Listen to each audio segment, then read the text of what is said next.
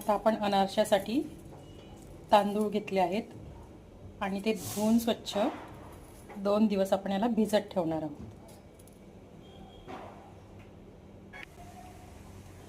तांदूळ भिजत घालून 2 दिवस झालेले आहेत. आता आपण याला पाणी काढून घेऊ.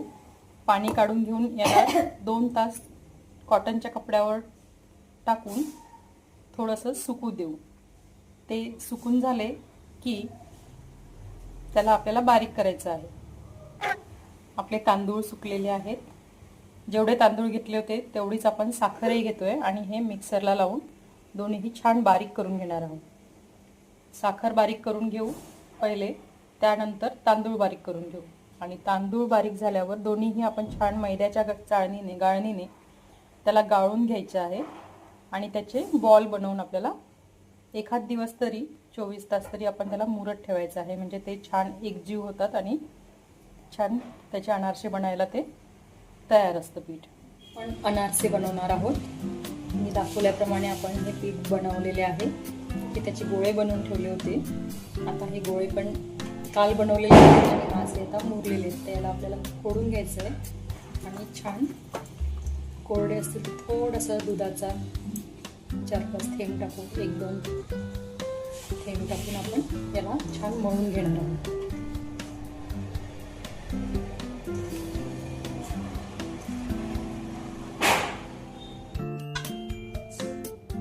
आपण थोडं दूध घेतलंय आणि आता हे गोळ्यांना थोडंसं दूध,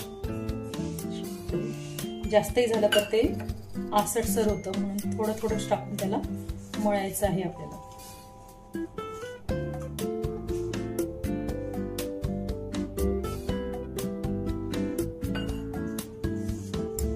साखरेचा नंतर त्याला पाक सुटतो आणि मग ते एकदमच पातळ व्हायला लागते. मग पातळ झालं तर आपले अनारसे जमायला थोडा त्रास जातो, म्हणून आपण याला थोडं थोडंच टाकून थोडं आता मळून घेऊ आणि पुन्हा 10 मिनिटं याला मुरत ठेवू आणि मग अनारसे करायला घेऊ. बघा हे अशा प्रकारे छान मुलं झालंय. आता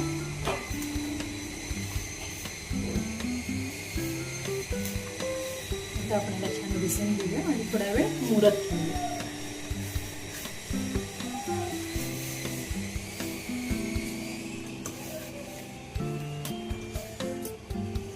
म्हणजे कोरडापणा जो होता त्याचा तो आपण दूध टाकून थोडं त्याला ओलसरपणा आणलाय आणि आता ते छान भिजलाय गोळा.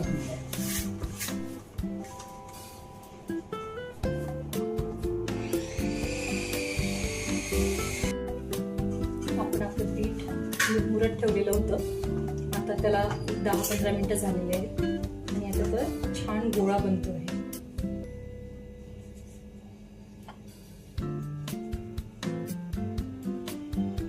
अनारसा करताना काही लोक त्याला लावायला खसखस घेतात, काही लोक त्याला रवा लावायला घेतात. आज मी दोन्हीही दाखवणार आहे. तसे मला रवा लावलेले जास्त आवडतात, त्याच्यामुळे मी सुरुवात रवा लावून करणार आहे.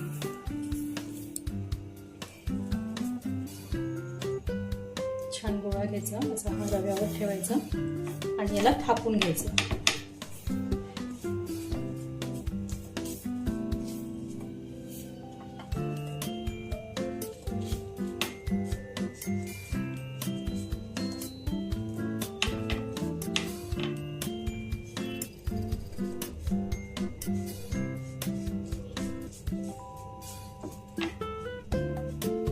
अनारसा करणं ही जरा नाजूक काम असतं. अनारसा करताना त्याला हळूवार प्रेमाने घ्यावं लागतं, नाहीतर तो तुटतो. त्याला छान सावकाश असं त्याला गोल गोल फिरवत आपण थापून घेतलेलं आहे. आता हा अनारसा आपण तुपात टाकूया. मी तूप गरम करायला ठेवलेलं आहे आणि मी हे चांगल्या तुपात अनारसे करते आहे. मी पहिले त्याला झाऱ्यावर घेते आहे, कारण जर तो अनारसा फैलला तर तो बाहेर नको निघायला. अनारसा हा जास्त गरम तुपातही नसतो टाकायचा आणि थंड्या पण याच्यात नसतो टाकायचा, नाहीतर तो लगेच मोकळा होऊन जातो. मोकळा होऊन जातो. आणि आता हा अनारसा आपण तुपात टाकूया. मी पहिले त्याला झाऱ्यावर घेते आहे, कारण जर तो अनारसा फैलला तर तो बाहेर नको निघायला. अनारसा हा जास्त गरम तुपातही नसतो टाकायचा आणि थंड्या पण याच्यात नसतो टाकायचा, नाहीतर तो लगेच मोकळा होऊन जातो. बघा किती सुंदर त्याला जाळी येते आहे.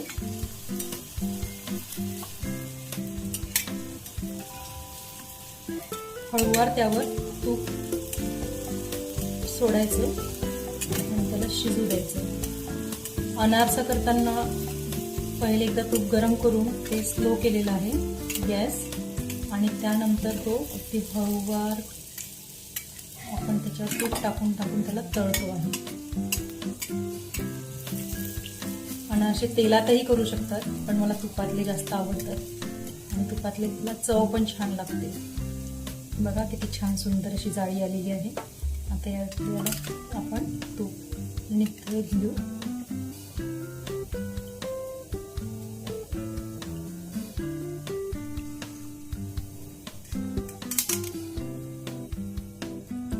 अनारसे करणं हे फार शांततेचं काम आहे. प्रत्येक वेळेला एक गोळा घेणे आणि मग त्याला थापून पुन्हा त्याला तुपात टाकणे, आणि तो होईपर्यंत दुसरीकडे अजिबात बघता येत नाही. कारण जर त्याला तसं सोडून दिलं तर तो एक त्याच्यामध्ये लगेचच जळतो, नाहीतर मग त्याच्यात वितळतो. म्हणून अनारसा करताना अतिशय सावधपणे हळूवार करायचा आहे. आता आपण दुसराही अनारसा करून बघूया.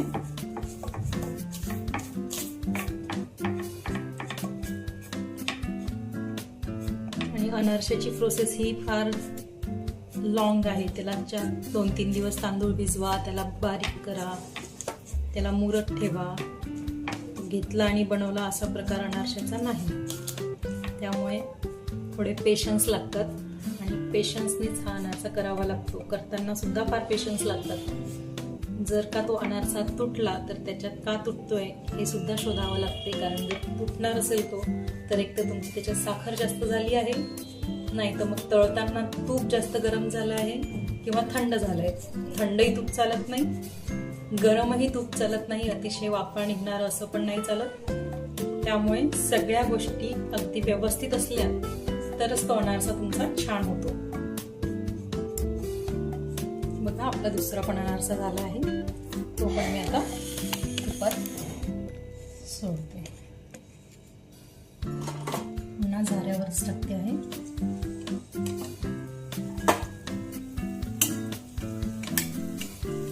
पाहू शकता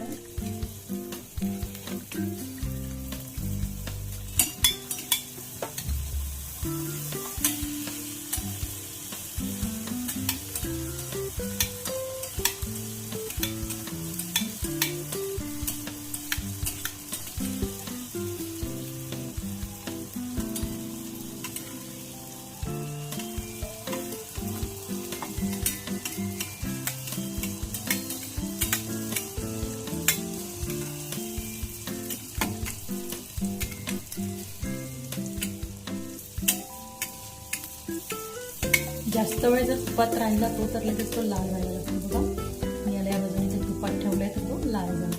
त्याला थोडंसं वर काढून जर जिथे थोडा कच्चा वाटतोय तिथे जर तूप सोडलं की तो तिथून शिजतो. आमच्याकडे थोडेसे लालसर आवडतात कारण ते कुरुम कुरुम लागतात खायला. नरम नरम अनारसे आमच्या इथे आवडत नाहीत, त्याच्यामुळे मी थोडेसे लालसरच बनवणार आहे. तसे दिसायसाठी सुंदर पांढरे दिसतात म्हणून मी पहिला एक तुम्हाला दाखवला पांढरा काढून, पण खाताना सगळे ते थोडेसे कडक असलेले कुरकुरीत असे आवडतात.